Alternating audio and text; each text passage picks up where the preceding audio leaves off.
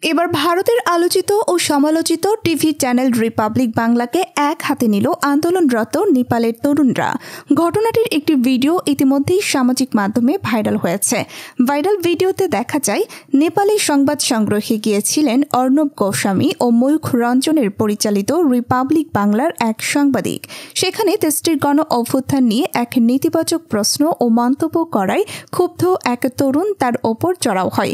ভিডিওতে দেখা যায় লাল শার্ট পরা ওই সাংবাদিককে শারীরিকভাবে আক্রমণ করা হয় এবং তার গলায় ঝোলানো আইডি কার্ড ছিঁড়ে ফেলে দেওয়া হয়। নেপালে ভারতীয় সংবাদ মাধ্যমগুলোকে গদি মিডিয়া নামে ডাকা হয়। রিপাবলিক বাংলার এমডি ও এডিটর ইন চিফ অর্ণব গোস্বামীকে আজগুবি সাংবাদিকতার জন্য গুজবের কারখানা বলা হয়। আর পশ্চিমবঙ্গের চিফ এডিটর ময়ূখ রঞ্জন ঘোষ তার অদ্ভুত ধরনের সাংবাদিকতার জন্য বাংলাদেশে মলম বিক্রেতা হিসাবে পরিচিত।